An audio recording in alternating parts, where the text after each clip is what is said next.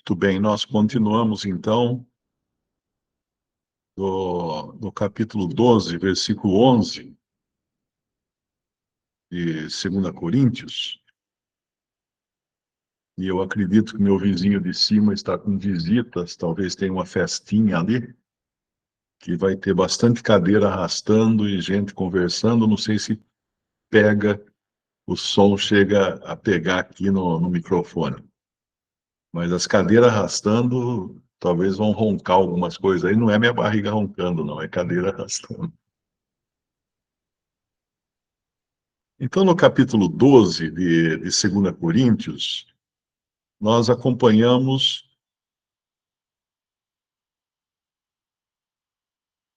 no capítulo 12 de 2 Coríntios, nós continuamos acompanhando essa defesa de Paulo, e a impressão que dá quando nós chegamos no versículo 11 é que ele não está muito certo de ter entrado nessa discussão, porque ele fala, fui nécio em gloriar-me, vós me constrangestes, ou seja, eu como que fui obrigado a contar as coisas, mas como nós vimos numa outra vez, ele não se gloriava de si mesmo, mas ele se gloriava das coisas que o Senhor fez nele. Por isso que ele até usou a expressão conheço um homem em Cristo. Era diferente de falar eu fui ao terceiro céu. Não, um homem em Cristo.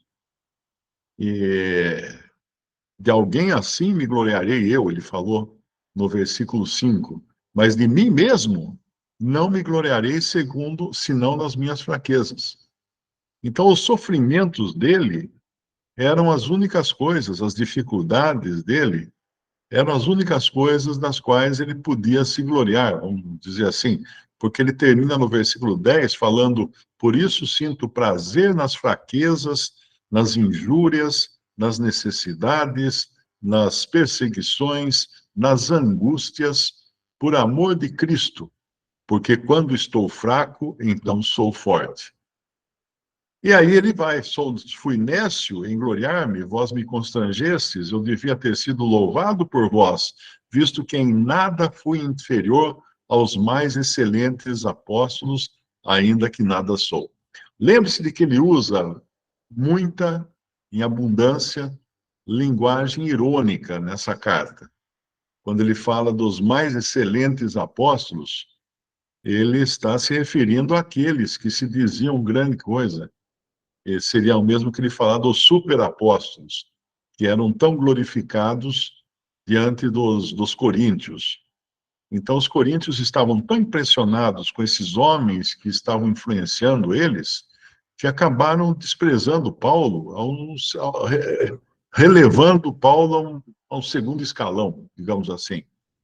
É muito comum as pessoas ficarem impressionadas com homens, com diplomas, com cursos, com títulos, com várias coisas, e desprezarem alguém que realmente era um servo do Senhor, trabalhando humildemente entre eles, porque assim é nas coisas de Deus. Nós nunca devemos nos esquecer de que o homem mais sublime que já pisou nessa terra foi também o mais desprezado. O Senhor Jesus, aqui neste mundo, ele foi tratado com desprezo, ele foi castigado, ele foi humilhado, ele foi chicoteado, ele passou por todas as agruras, sendo ele Deus e homem, vindo na forma de servo. Mas ele passou tudo isso porque os homens não aceitam. Tem um versículo interessante que se refere ao anticristo, que o Senhor fala assim,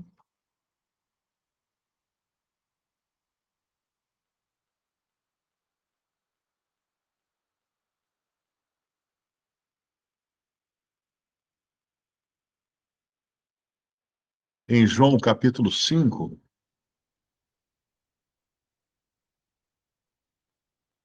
versículo 41, ele fala: eu não recebo glória dos homens.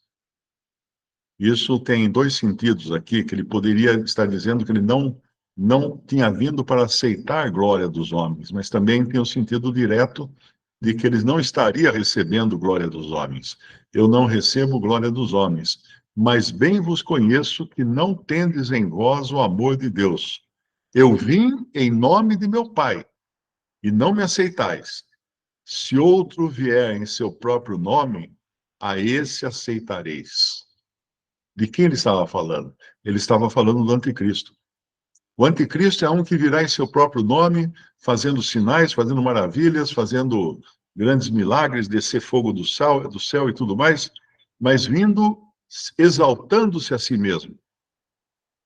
Esse será bem recebido. E Paulo, como nós sabemos que ele é um servo do Senhor, vindo no mesmo espírito que o Senhor veio nesse mundo, ele certamente não foi recebido, porque ele não era o tipo de pessoa que a carne deseja. A carne não quer isso. A carne quer alguém muito elevado nas coisas humanas. É por isso que nós sabemos que o cristão não deve se envolver em política, porque na política existe muito espaço para a glorificação da carne, a exaltação do homem. E muitas pessoas acabam se apegando a um homem, a um líder, a alguém, achando que é grande figura, quando todos perecem, né? Maldito homem que confia no homem, que faz do braço mortal a sua confiança. Então, aqui, Paulo abre esse versículo 11: fui nécio em gloriar, visto que nada foi inferior aos mais excelentes apóstolos, ainda que nada sou. Aos superapóstolos, ele está usando a linguagem aqui de ironia, porque é assim que ele está tratando todo esse assunto diante dos coríntios, que não estavam percebendo que eles eram enganados por homens que se exaltavam a si próprios. E o versículo 12, ele fala que os sinais do meu apostolado foram manifestados ou manifestos, visíveis entre vós, com toda a paciência, por sinais, prodígios e maravilhas. Então, ele estava ali, ele tinha o selo de Deus, o selo do Espírito Santo, marcando o seu ministério.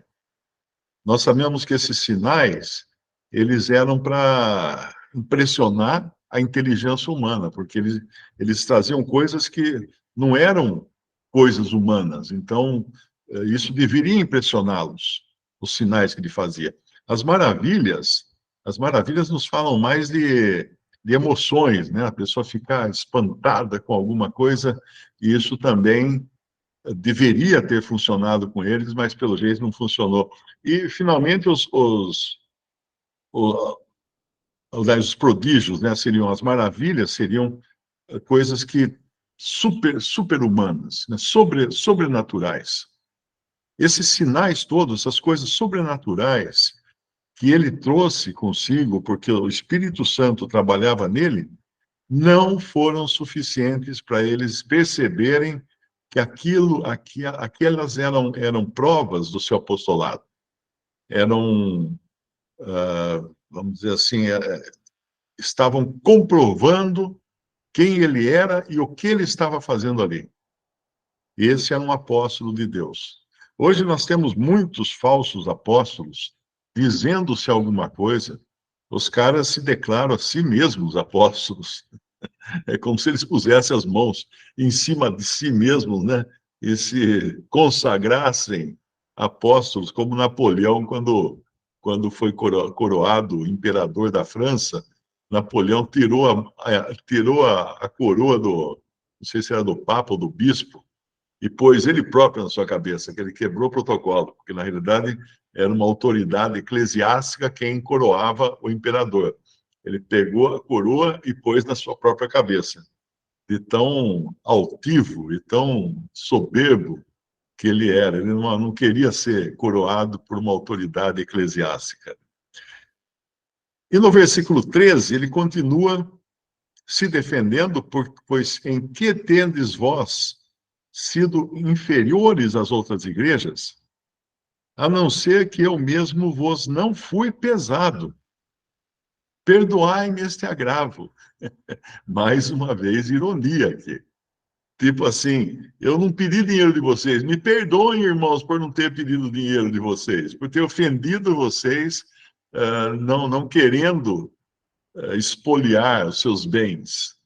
Porque tendes, pois em que tendes vós sido inferiores às outras igrejas, a não ser que eu mesmo não fui pesado. Perdoai-me este agravo. Perdoa eu ter feito isso com vocês, não ter sido pesado. E no versículo 14, ele fala: Eis que aqui estou pronto. Aí ele fala de uma terceira vez, né? Aí ter convosco, e não vos serei pesado, pois que não busco o que é vosso, mas sim a vós, porque não devem os filhos entesourar para os pais, mas os pais para os filhos. Ele dá um princípio aqui interessante também. Não se trata aqui de entesourar no sentido de ficar rico, hein? E os pais acumularem tesouros para que os filhos tenham uma vida sossegada depois, uma vida rica e não é isso. Nós já sabemos até que existe um ditado muito comum aqui em Limeira. Existem muitas famílias que eram bem ricas e poderosas, indústrias, donos de indústrias, tudo. E o ditado é sempre aquele: avô rico, avô nobre, pai rico, neto pobre.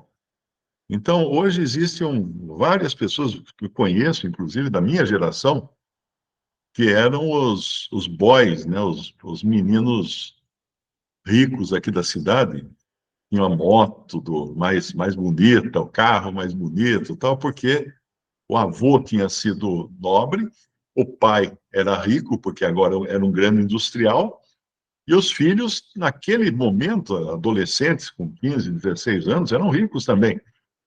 Mas hoje eu vejo, eu encontro eles, eu vejo, nossa, o que aconteceu? As indústrias foram ou vendidas ou fechadas, alguns, inclusive, vêm até perguntar se eu não sei de algum emprego, alguma coisa assim, porque realmente perderam tudo, né? Eram famílias muito ricas, muito nobres, muito poderosas na cidade, mas que perderam tudo.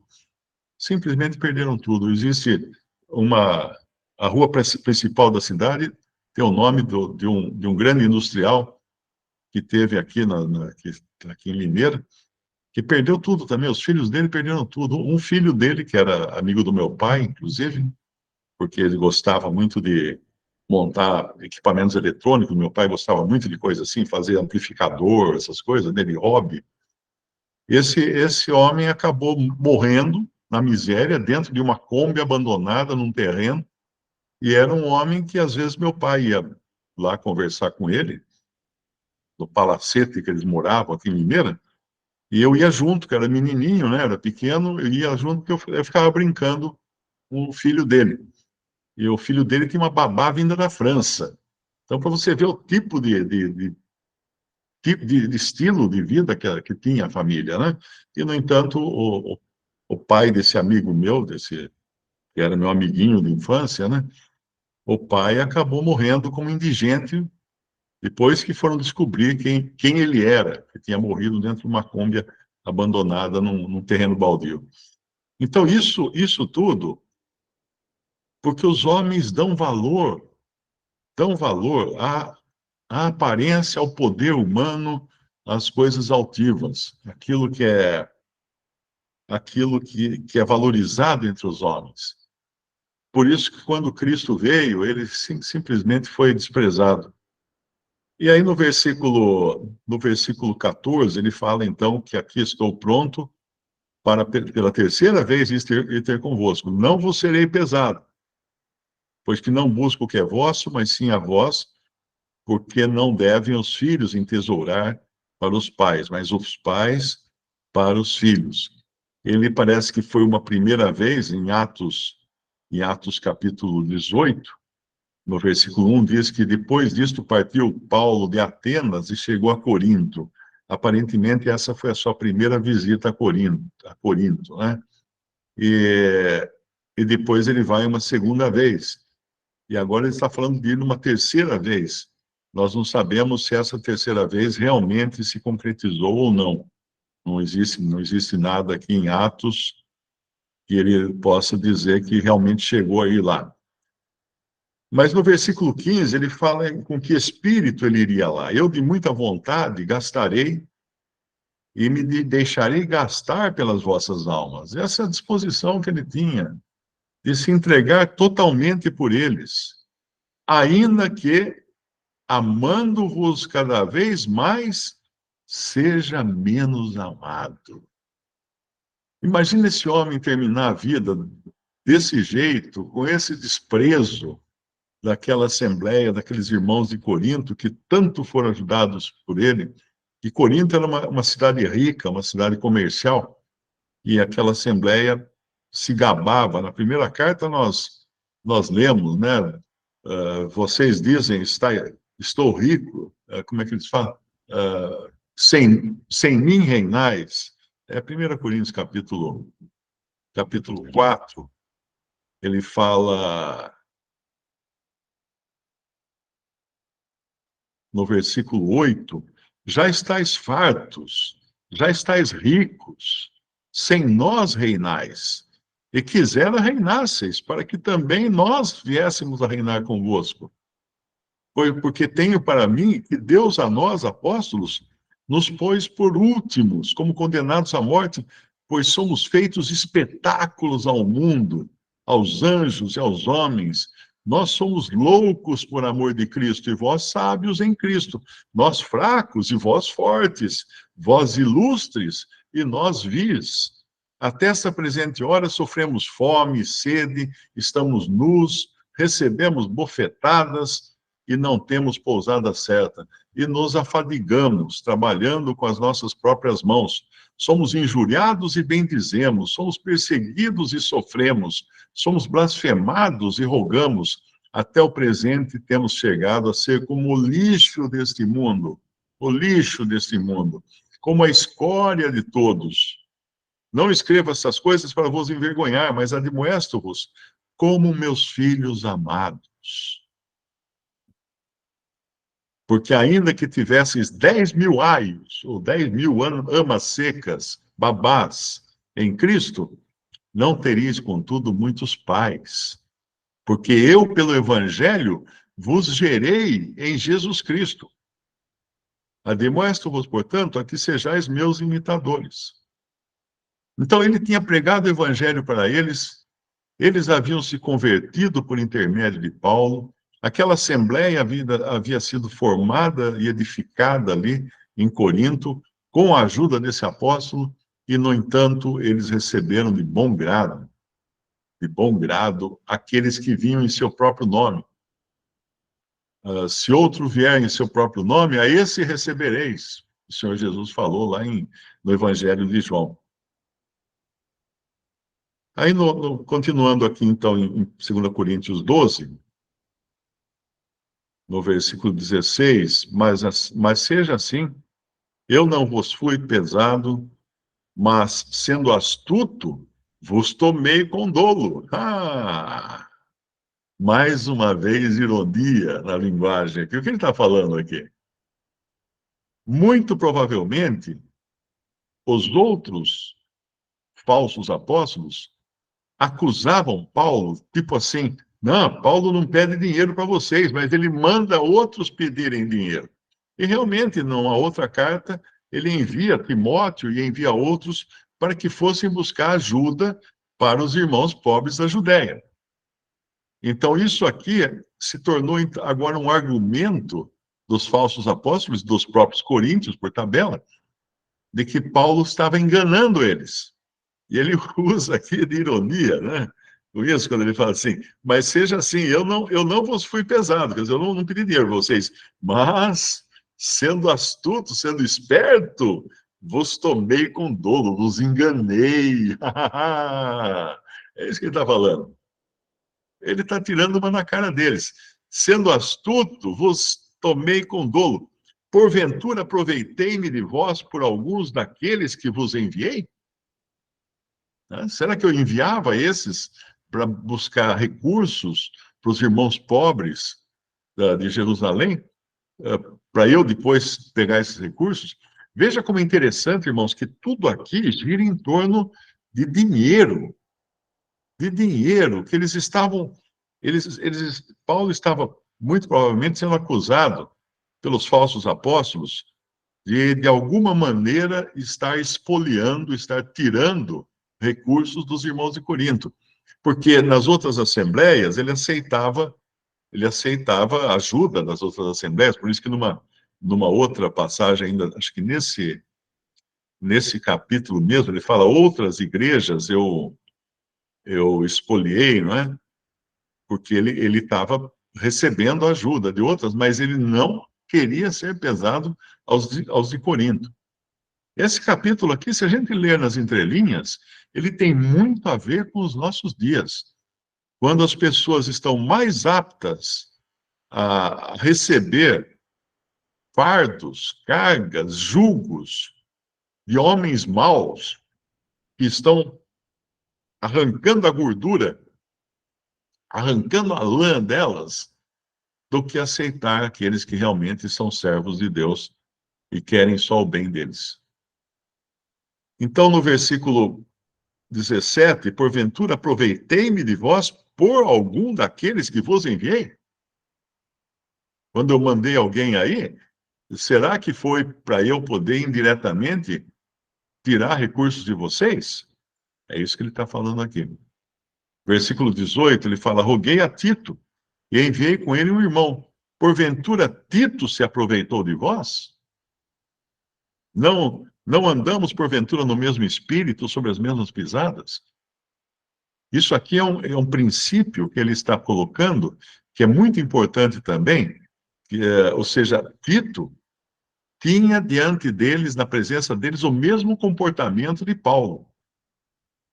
Porventura não andamos, porventura, no mesmo espírito, sobre as mesmas pisadas? Isso é importante, que exista entre os irmãos uma sintonia para que andem no mesmo espírito, nas mesmas pisadas. É muito triste quando nós vemos algum irmão se colocar fora de sintonia, não conseguir andar emparelhado, vamos dizer assim, né, na mesma parelha, no mesmo passo de outros irmãos. Ele quer ser independente e, às vezes, muitas vezes, ele quer ser opositor de irmãos. Ele quer se opor a irmãos. Ele quer criar o seu próprio rebanho. Isso é muito triste quando acontece. E acontece. Infelizmente, acontece. Já acontecia lá, né? Paulo alertou sobre isso em Atos capítulo 20. Mas o que é o princípio aqui é andar no mesmo espírito e nas mesmas pisadas dos apóstolos, do apóstolo Paulo e do Senhor Jesus. No versículo 19, cuidais que ainda nos desculpamos convosco? Falamos em Cristo perante Deus, e tudo isto, ó amados, para a vossa edificação. Porque receio que quando chegar não vos ache como eu quereria, e eu seja achado de vós como não quereríeis, que de alguma maneira haja pendências, invejas, iras, porfias, detrações, mexericos, orgulhos e tumultos. Então ele já estava esperando que, se ele fosse uma terceira vez, que aparentemente não chegou aí, eu não sei exatamente, mas não há, eu não encontrei provas de que ele tenha ido efetivamente essa terceira vez. Ele já estava prevendo como estaria o clima entre os coríntios. Pendências, invejas, iras, porfias, detrações, mexericos, orgulhos, tumultos. Vamos ver quais são as palavras usadas em outra tradução aqui. Na outra fala assim: contendas, invejas, iras, porfias, detrações, intrigas, orgulhos e tumultos. Uma outra tradução diz: contendas, ciúmes, iras, disputas, maledicências, murmurações, insolências, desordens. Ou seja, só coisa ruim. Era isso que ele esperava encontrar em Corinto, se ele fosse. De tão baixa que estava a condição daquela assembleia. Nós podemos por um lado, nos entristecer de ler essa carta. Essa carta é triste. Eu realmente não gosto de ler 2 Coríntios. É uma carta muito triste, né? Ela é muito triste. Mas, por outro lado, o Senhor permitiu, o Espírito Santo também, que esta 2 Coríntios, que na realidade é pelo menos uma 3 Coríntios, né? Porque antes de 1 Coríntios, ele fala que ele já tinha escrito a eles, antes até naquela primeira carta aos Coríntios. Mas nós podemos aproveitar, o Espírito Santo quis mostrar o estado das coisas que estavam lá em Corinto. Nós temos uma carta, por exemplo, a carta enviada a Laodiceia, que ela é mencionada numa das cartas de Paulo. Ele fala: a carta que envia a Laodiceia seja lida entre vocês. Não me lembro em qual das cartas aqui que ele fala. Mas é uma carta que não chegou até nós. Por que não chegou? Nós não sabemos, mas nós sabemos que Laodiceia é a última igreja das 7 igrejas de Apocalipse. Era o último estado, representa o último estágio do testemunho cristão na Terra. Então, eu tenho por mim, não tenho prova nada disso, né, mas eu tenho por mim que essa carta devia ser também escabrosa, né, pelo teor dessa aqui de Corinto. Essas assembleias todas acabaram desaparecendo.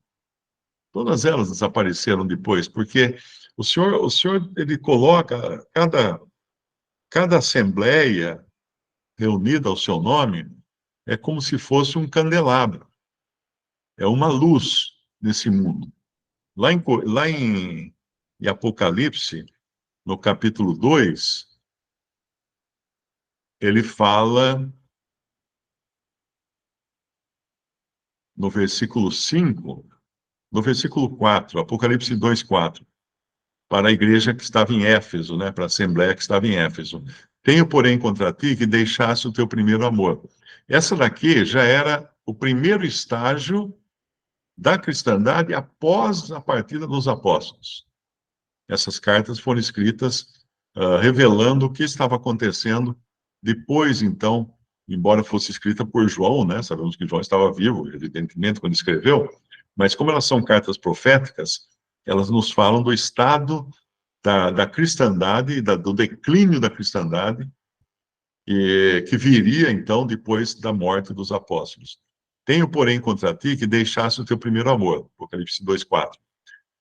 Lembra-te, pois, de onde caíste, arrepende-te e pratica as primeiras obras, quando não, brevemente a ti virei, e tirarei do seu lugar o teu castiçal, se não te arrependeres. O que significa tirar do lugar o castiçal? O castiçal é candelabro, né, de velas, que é a luz. E cada assembleia, ela tem o seu castiçal, ela tem a sua luz, ela brilha como um testemunho de Cristo no mundo. Cada assembleia local, né, de cada cidade. Quando uma assembleia não julga pecado, faz vista grossa, deixa passar, o Senhor trata de diferentes maneiras com essa assembleia. Uma, ele trata como tratou com Corinto, que ele fala lá em 1 Coríntios capítulo 11, né, que havia entre eles muitos que estavam enfermos e dormiam. O que significava isso? Que já tinham morrido. Por quê? Porque eles estavam tratando as coisas do Senhor de qualquer maneira. Então, o Senhor, às vezes, tem que julgar os seus, fazendo o quê? Permitindo doença entre os irmãos e permitindo até a morte, quando existe pecado de morte. É a maneira dele julgar. Lá em Pedro escreve isso. É tempo que já comece o julgamento pela casa de Deus. E se começa pela casa de Deus, ele vai falar em Pedro, capítulo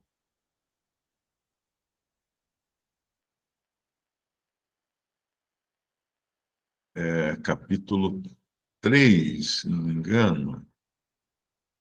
Então, deixa eu achar com a chave aqui. 1 Pedro capítulo 4. 1 Pedro capítulo 4, versículo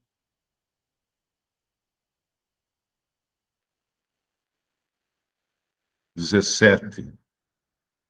Porque já é tempo que comece o julgamento pela casa de Deus. A casa de Deus é a esfera da profissão cristã. E se primeiro começa por nós, qual será o fim daqueles que são desobedientes ao Evangelho de Deus?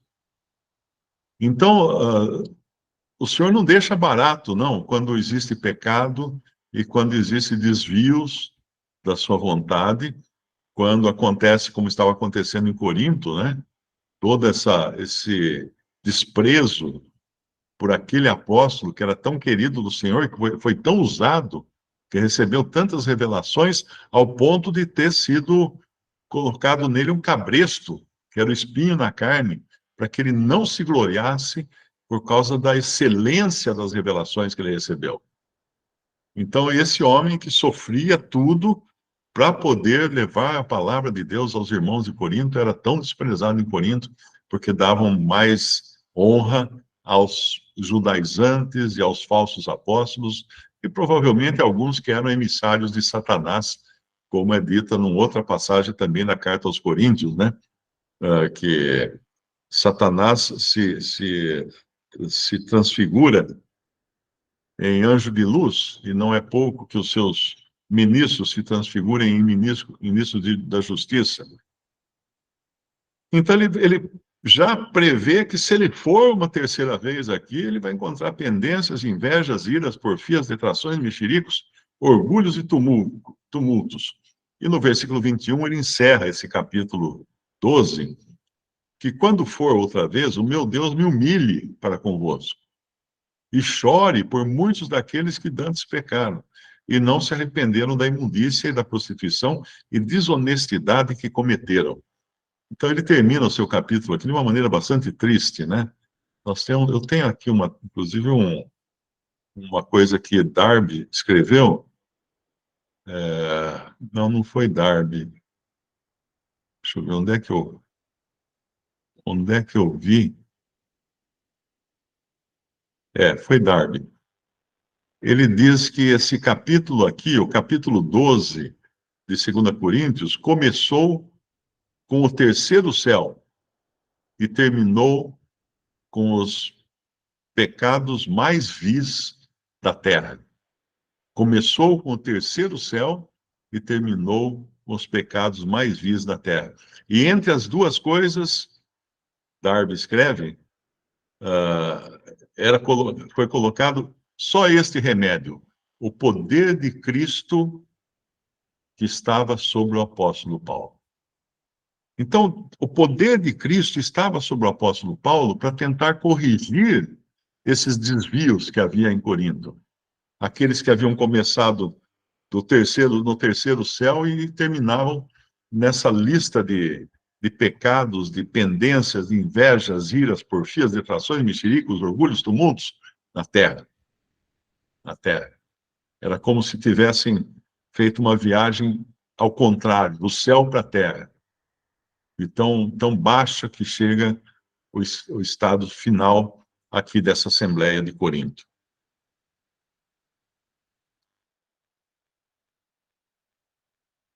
Eu não tenho mais o que falar desse capítulo, eu deixaria à vontade dos irmãos para responder perguntas, se tiverem. O Newton abriu a fila. Mário, entendi que os coríntios constrangeram Paulo a gloriar-se. Exatamente, Newton, foi isso mesmo que aconteceu. Paulo acabou se gloriando por constrangimento, porque deram ouvidos aos ditos falsos profetas, como disposto em 2 Coríntios 11, 4, e foram totalmente ludibriados por eles, como está em 2 Coríntios 11, 12. Analisando os atos de Paulo, percebi que a única falha do ministério dele aos coríntios foi o fato de ter dado, desculpe, foi ter dado preferência àqueles cristãos, salvo de interesse do Senhor Tanto assim que a ironia se tornou tanto ao ponto de ele chegar a dizer: perdoai-me este agravo. Meu pensamento está dentro do contexto? Eu creio que está, Newton. Eu creio que está dentro do contexto o seu pensamento. Ele foi constrangido a se defender dessa maneira e a usar de linguagem bastante irônica, porque isso foi quase que forçado a ele por meio daqueles irmãos que estavam ali em Corinto. Então, é uma carta bastante triste, essa de 2 Coríntios, e bastante também representativa do nosso tempo, porque vocês não acreditam o tanto que eu recebo de rejeições à doutrina de Paulo. Irmãos e irmãs que escrevem, ou ditos irmãos, ditas irmãs, né, pelo menos professam ser cristãos, escrevendo que Paulo era um solteirão recalcado, ou que não gostava de mulher, que era isso, que era aquilo, porque realmente o pensamento dele era o pensamento de Deus, do Espírito Santo, e não se encaixa no politicamente correto dos nossos dias. Percebe? Então, realmente, ele é um apóstolo odiado. Tanto é que o que ele fala em 2 Timóteo é muito significativo, que a última carta dele é 2 Timóteo. Ele estava preso, depois parece que ele é solto um tempo, depois ele é preso de novo e executado. Quando ele fala, todos na Ásia, todos me abandonaram.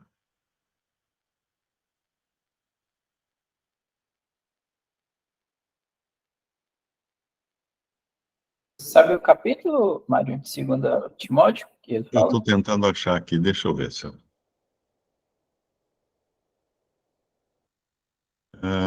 e agora? Eu não estou conseguindo.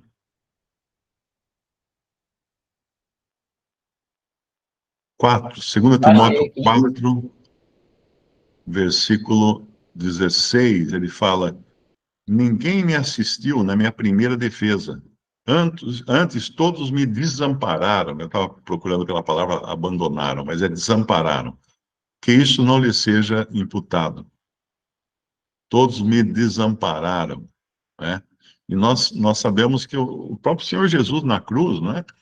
Ele foi desamparado por todos e por Deus. Por isso que ele clamou na cruz: Deus meu, por que me desamparaste? E ali ele estava concluindo ou concretizando a profecia do livro dos Salmos, do Salmo 22. Deus meu, por que me desamparaste? Eloi, Eloi, lama sabachthani. E é interessante que a única vez nos evangelhos que o Senhor Jesus chamou a Deus de Deus, porque em todas as outras partes ele chama de Pai. Mas ali ele não podia chamar de Pai. Ele chamou de Deus, porque Deus o havia desamparado, uma vez que ele estava ali sendo feito pecado por nós. E Deus não podia ter nada com o pecado. Nós não entendemos isso, claro que não, né? Não dá para entender. Parece que é um jogo de palavras, tudo, porque realmente é outro patamar aí de coisas espirituais que nós não entendemos. Mas o abandono da verdade e o abandono do verdadeiro, que é Cristo, o abandono dos seus profetas, o abandono dos seus apóstolos, essa é a característica dos últimos dias. Em Israel, os profetas foram todos abandonados, desamparados, mortos. Na igreja, mesma coisa. Todos os apóstolos foram mortos, exceto João, que morreu de velhice, mas todos acabaram mortos. E nós não podemos esperar que nesses últimos dias que nós vivemos, as coisas vão melhorar. E de jeito nenhum. Tem alguns que vêm com a história assim, não, mas vai ter um avivamento da igreja. Amigo, você acredita em duende, como é que chama? Aquele cavalo com um chifre na testa, aquele unicórnio, em fada. Só se acredita nessas coisas, porque não vai ter avivamento coisa nenhuma. Até recentemente teve aí numa igreja nos Estados Unidos, que ficaram vários dias orando e cantando hinos e tal, e falaram que era um avivamento, era um avivamento. E aí? O que que aconteceu? Né? Qual o resultado que isso teve? Acabou. Morreu. Acabou o gás. Né? Acaba o gás, volta ao que era antes, e às vezes volta até um patamar pior do que estava.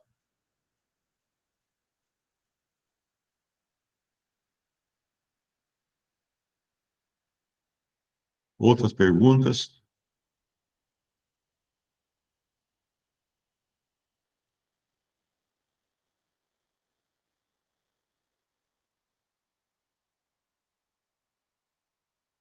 Nós temos 51 pessoas participando, só aqui, né? Só no aplicativo aqui do Meet, sem contar em outros lugares. Eu acho que dá para cada pessoa falar, fazer uma pergunta de 2 minutos, e a gente vai ficar mais 1h30 aqui falando.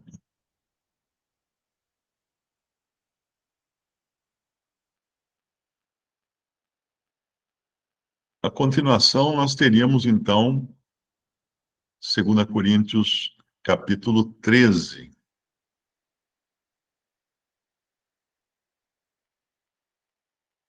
E ele encerra, então, essa sua carta.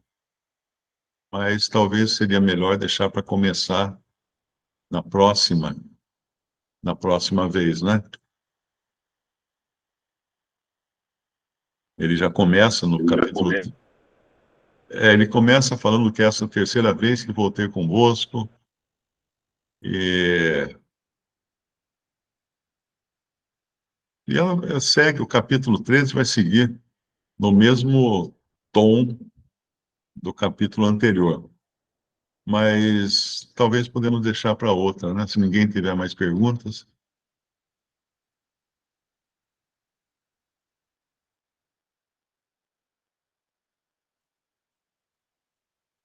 Bom, a gente deixar 2 Coríntios 13 para a próxima reunião, né? Que a gente aborda tudo Isso, certinho. isso. Fica na meditação final agora do 12. Isso. E aí eu cobro mais barato até.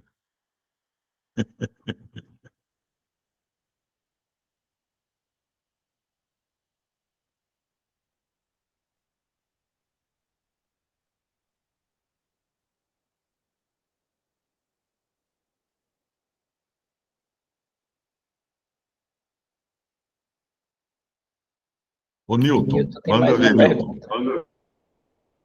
O Newton é o que põe ânimo nas coisas aqui, né, Newton? Tito foi taxado também falso profeta? Não, eu acredito que aqui Tito foi taxado como capanga, né? Porque como ele defende Tito aqui no seu, no seu capítulo, no capítulo 12, versículo 18, roguei a Tito e enviei com ele o irmão, porventura Tito se aproveitou de vós?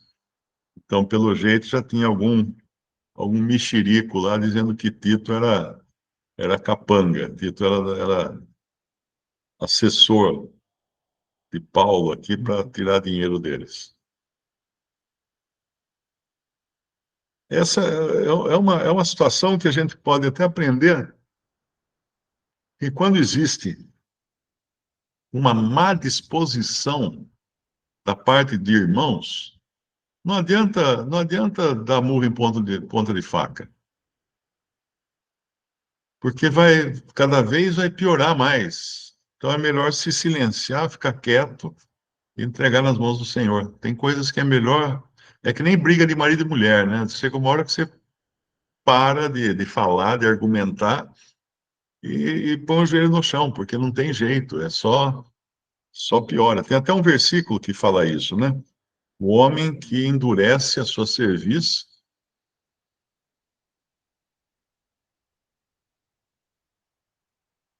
Provérbios 29, versículo 1. O homem que muitas vezes repreendido endurece a cerviz, de repente será destruído sem que haja remédio. Ou seja, quando nós repreendemos muitas vezes, a pessoa endurece, só vai endurecendo, só vai aumentando a grossura do escudo.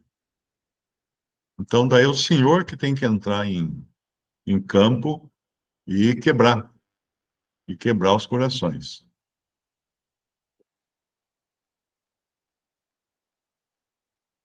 A Giane Maria levantou a mão. Sim, irmão Marcos.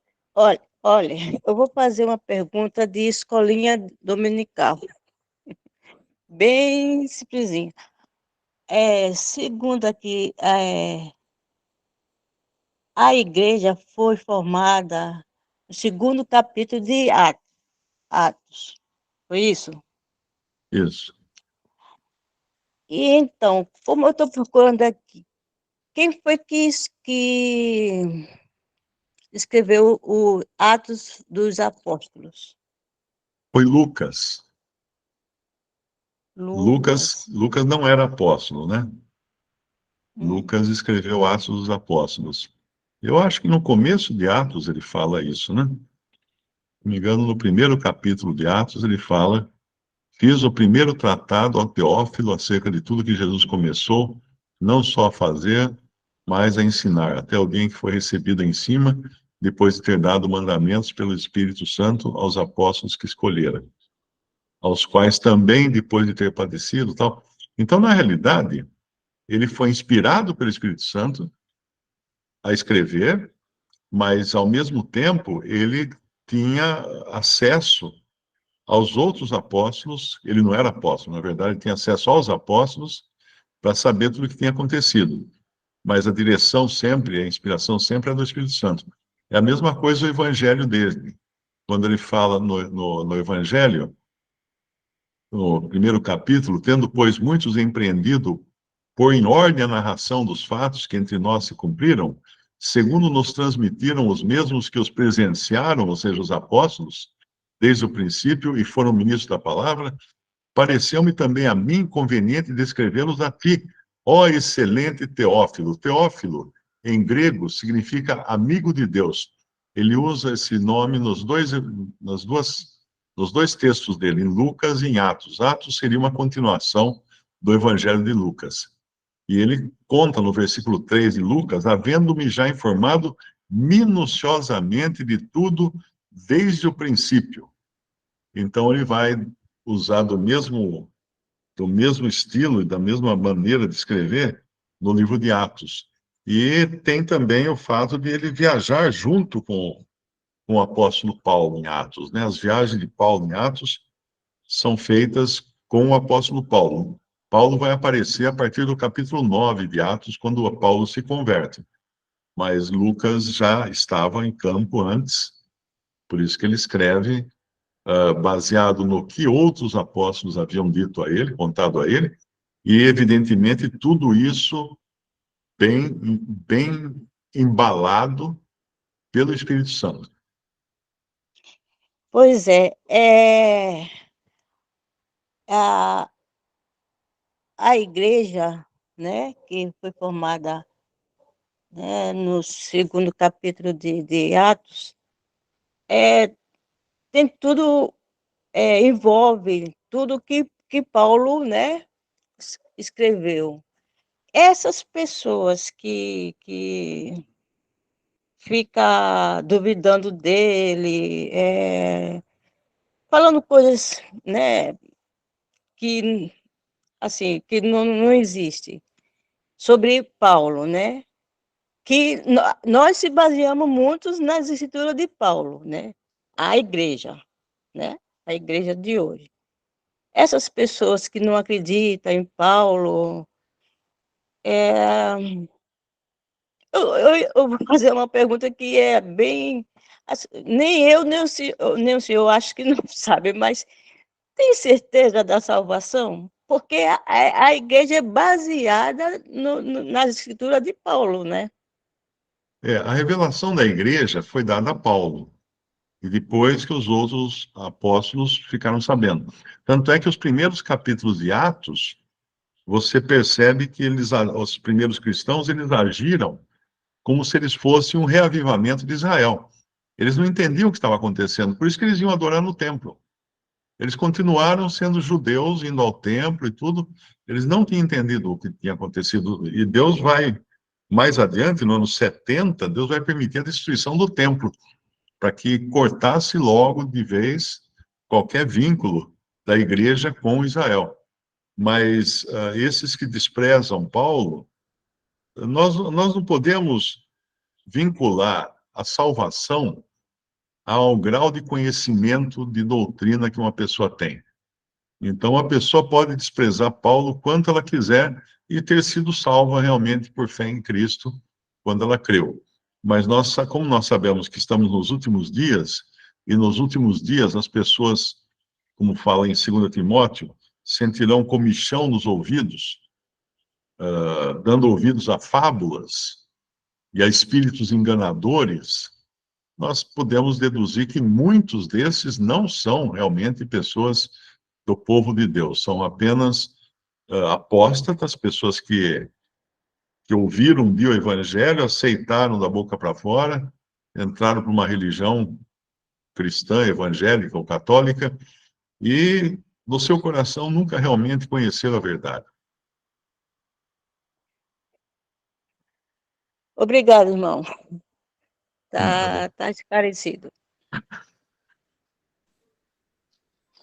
Mário, Oi. eu queria fazer uma pergunta também referente a apóstolo, né? Aqui em João, no versículo 38 do capítulo 19, fala de que José de Arimateia era um apóstolo, mas em oculto. Aí eu fico um pouco sem entender que os apóstolos foi escolhido diretamente pelo Senhor, né? Mas sempre aparecem uns apóstolos assim mais tipo escondido, igual esse José de Arimateia. Aí eu queria que o irmão falasse um pouco sobre isso. Não, aí em João 19, não fala que ele era apóstolo, fala que ele era discípulo. O apóstolo era um comissionado pelo Senhor. Como nós vemos em Atos capítulo 1, aqueles que andaram com o Senhor, aqueles que foram escolhidos pelo Senhor, esses eram os apóstolos. Agora, os discípulos eram todos os que seguiam. Então, ele tinha muitos discípulos que o seguiam, que caminhavam junto com ele, né? Então, em João 19, 38, fala: depois disso, José de Arimateia, o que era discípulo de Jesus, mas oculto por meio dos judeus, rogou a Pilatos, tal, etc. Então, havia muitos discípulos. Discípulo é um seguidor. Apóstolo é um comissionado. É isso Essa é a mesmo, é porque diferença. eu me confundi aqui no Uhum. sentido. Mas obrigado aí. Ok. O Milton levantou a mão. Paulo tinha uma forma peculiar de como usar sua autoridade, e também não se gloriar nela. Na opinião do irmão, como nós, nos dias de hoje, podemos fazê-lo de forma que não fiquemos frustrados? Eu não entendi. Fazer o quê? Usar de autoridade? A nossa autoridade é a palavra de Deus, não é nossa. Nós, em nós mesmos, não temos autoridade. A palavra de Deus. Por isso que é sempre bom. Tem um irmão, eu não sei quantos aqui conheceram o Douglas Buchanan, ele andou visitando algumas assembleias aqui no Brasil. E o pai dele era o Clement. Clement veio ao Brasil algumas, acho que umas 4 ou 5 vezes ele esteve no Brasil. Ele já está com o Senhor, inclusive. Clement era pai do Douglas. E o Clement tinha uma maneira muito interessante de responder perguntas. Quando você perguntava, Clement, o que significa tal passagem? Ou o que significa tal coisa, tal assunto? Ele falava assim: vamos ver o que a Bíblia diz. Ele não dava, ele não dava a opinião dele. Vamos ver o que a Bíblia diz. Então, nós temos que fazer isso também. Vamos ver o que a Bíblia diz. Temos que partir da palavra de Deus, para não dar a nossa opinião, né?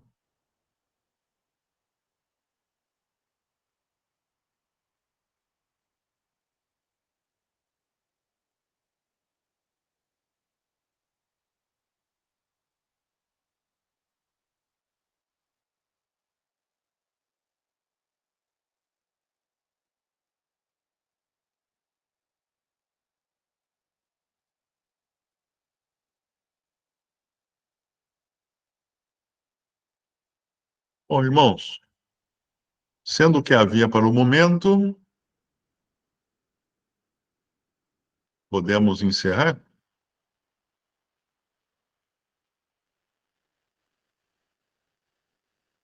Tem alguém no comando aí?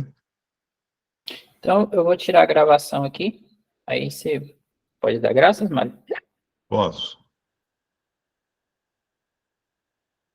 Vamos dar graças, então, nosso Deus, nosso Pai, nós